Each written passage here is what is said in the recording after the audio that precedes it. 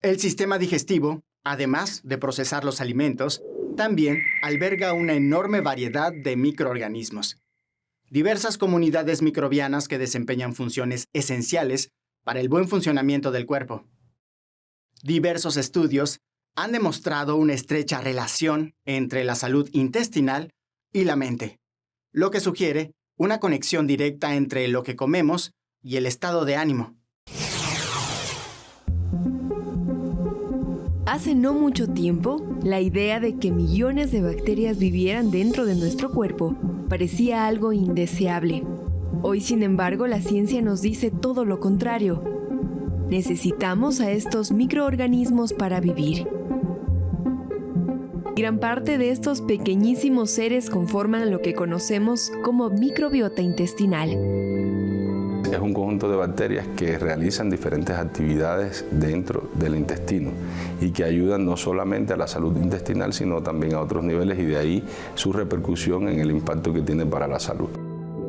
La microbiota está compuesta de bacterias, virus, hongos y arqueas, y cada vez es mayor la evidencia de que estos diminutos habitantes de nuestro cuerpo cumplen algunas funciones fundamentales. Tienen un papel fundamental en la digestión de los alimentos, en la absorción de los alimentos. Es importante también en el control del sistema inmunológico, o sea, aporta positivamente al fortalecimiento del sistema inmunológico. Aunque parezca sorprendente, la microbiota también se relaciona con el cerebro e influye en nuestra salud mental. Pues favorece muchos procesos de índole o de origen mental, como es el caso de la depresión, como es el caso de la ansiedad. Incluso también hay evidencias acerca de los estados de equilibrio de la microbiota con la mejora en el estado o la estabilidad en el estado de pacientes con enfermedades degenerativas del sistema nervioso central, como es el caso del Alzheimer. Esta influencia se da porque el intestino es capaz de enviar una serie de mensajes químicos, hormonales y nerviosos al cerebro.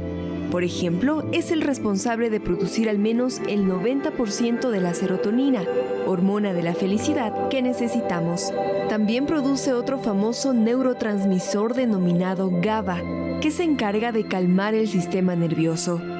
Si la microbiota está desequilibrada, es decir, en disbiosis, puede disminuir la producción de estos químicos, aumentando el riesgo de depresión, ansiedad y otros trastornos.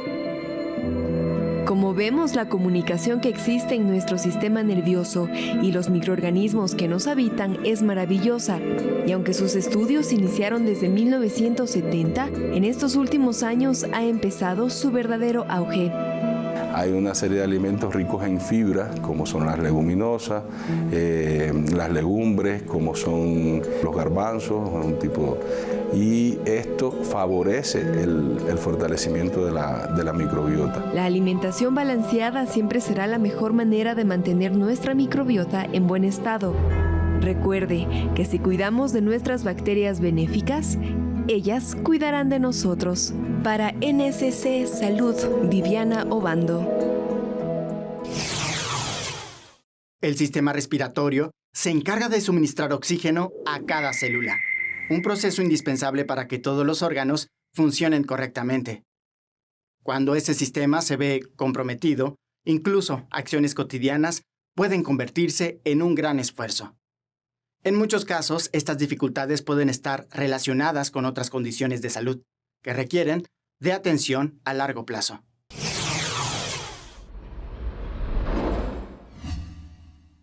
El asma bronquial es una de las enfermedades respiratorias crónicas más frecuentes a nivel mundial.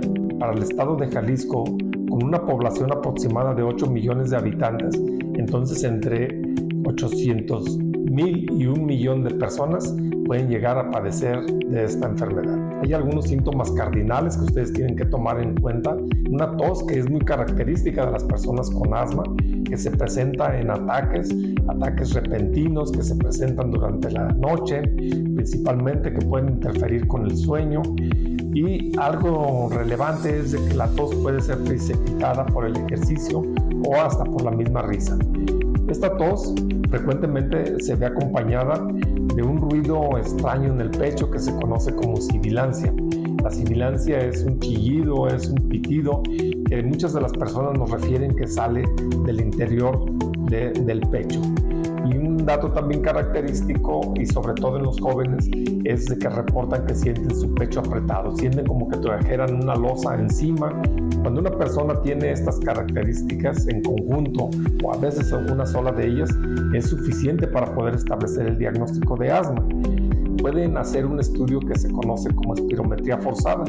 Las espirometrías forzadas consisten en que las personas tienen que soplar en un tubo y el tubo está conectado a un transductor y este transductor a una computadora, y la computadora a través de números nos va a determinar dos cosas importantes. Uno, el tamaño del pulmón, y otro, el calibre del bronquio. Pero cuando lo que está reducido es el diámetro del bronquio, entonces ahora con mayor certeza podemos decir que hay un problema obstructivo, que hay un problema compatible con el asma. Porque ahora tenemos que hacer una intervención con un medicamento que generalmente es el uso de salbutamol. El salbutamol permite que el músculo del bronquio se relaje y los síntomas desaparecen casi de inmediato. Porque muchas de las personas que tienen asma, casi el 80 al 90% de ellas tienen rinitis alérgica, y entonces habrá que diagnosticar qué tipo de agentes alergénicos son los que están condicionando tanto la rinitis alérgica como los síntomas del asma. Seguramente se preguntarán que una vez ya que tienen un diagnóstico de asma bronquial, que pueden o no ser alérgicos, ¿cuáles son las alternativas de tratamiento que existen para controlar la enfermedad? Porque vale la pena decir que la enfermedad es controlable, es tratable, que como esta está regulada por la herencia, por los genes, no es curable.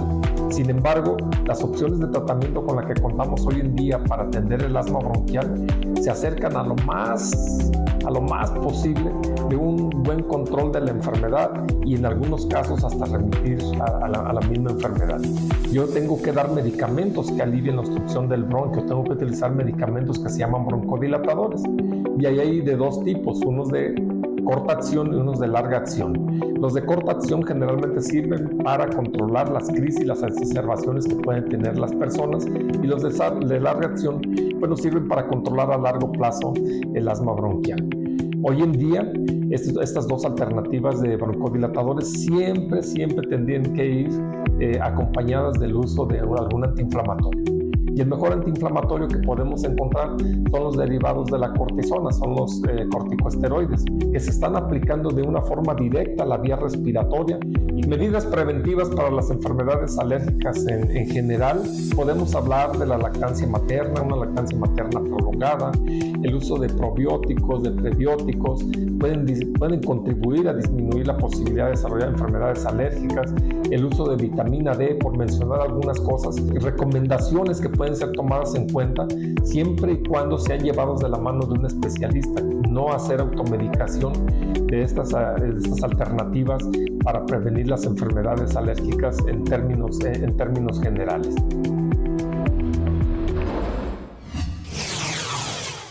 En el mundo actual, el cerebro humano responde de forma activa a los estímulos del entorno, tal como lo ha hecho durante miles de años, aunque ahora lo hace frente a realidades muy distintas, desde sonidos, colores y olores hasta interacciones digitales y experiencias sociales.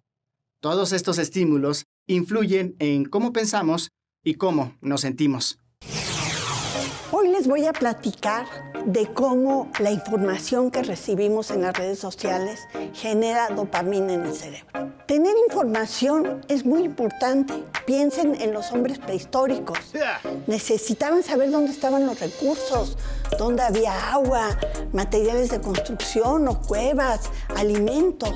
O hace 2 décadas, cuando se hicieron estas instalaciones de Universum, pues, ¿cómo se sabía que había que venir a este lugar? Pues por el chisme. Aunque se hicieron análisis de que si era el periódico, la tele o la radio la que anunciaba este lugar, pues lo más importante era de boca en boca. Las redes sociales nos dan mucha información, mucha es relevante. Si quiero adoptar un perro, pues ¿dónde hay un sitio para adoptar perros?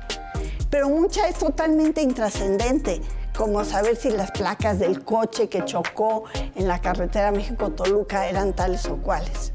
Pero siempre esa información, aunque sea irrelevante, nos produce dopamina en el cerebro.